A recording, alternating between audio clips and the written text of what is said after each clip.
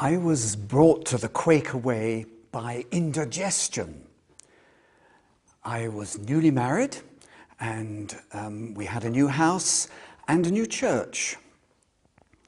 And Sunday lunch was always a difficult procedure afterwards because we both came back fuming with what we'd been hearing. That's impossible. The minister can't believe that. That's absolutely literalist. Hasn't he been into any kind of demythologizing, and so on and so forth.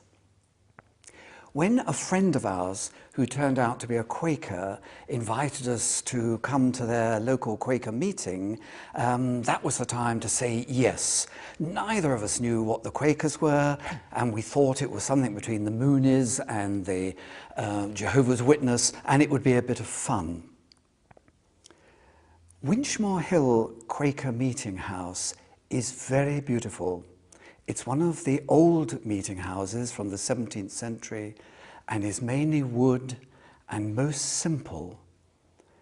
And we went in, we didn't know anything of our expectations, and we sat, and the silence was just overwhelming, and there was a very loud clock which ticked throughout and still does today.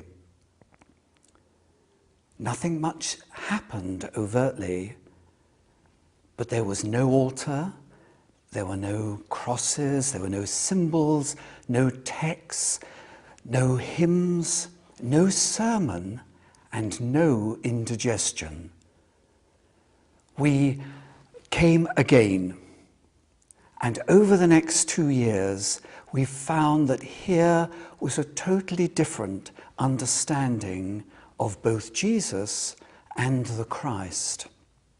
For friends, it seemed that what I'd been intuiting, they had long believed, that really to think of Jesus as a man was to inspire you. Here was a man who was in the wisdom tradition, who taught ordinary people by parables and by axioms. And those parables were memorable. So whether it was the Good Samaritan or the prodigal son, they stuck in your memory, and they were kind of poetic because they were ambiguous and had lots of different meanings. As well as a wisdom teacher, he was a healer, a genuine healer. And we discover that there are friends, Quakers today, who themselves are healers. But he seemed to have a power of healing par excellence. He could help people's outside, but could also help their spirit inside. And he was a prophet. He talked about something called the kingdom of God. And the kingdom of God was something that we could all embrace, not as a worldly kingdom, but as that which was within us. He was also a transformer. He was talking to ordinary people, working class people, illiterate people around the shores of Galilee and all that area which he knew well. People who he could change their understanding of the world, not to change the actual physical conditions of it, they would remain in poverty, but something would be enriched within. And it was upon all that that the Quakers had based what they call their great testimonies. So the testimony to equality is that, as Jesus taught, we are all equal in the sight of God. That which within us is equally valued. Our worship, like his worship, was to be as simple as possible, and all the forms to be laid down, as he had tried to encourage people in his day.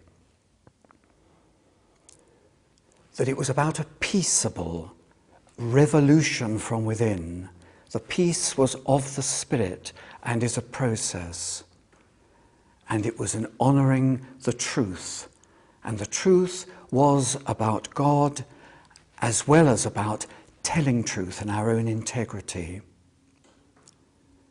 I thought this was the way for me, and these people seemed to be trying to live the Jesus way. But what then about the Christ? Well, they said that the Christ is within each of us. The Christ isn't just something relating to the Middle East or any part of the world. It's a biological imperative. It's within us that was there, as it were, before language came. It's at our depths. And that would prompt us and lead us into new understandings and new ways.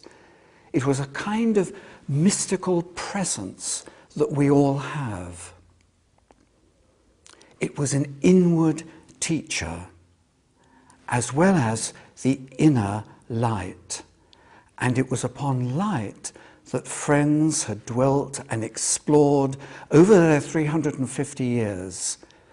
And it was the waiting in the light that we were engaged with in the worship that I was beginning to relish.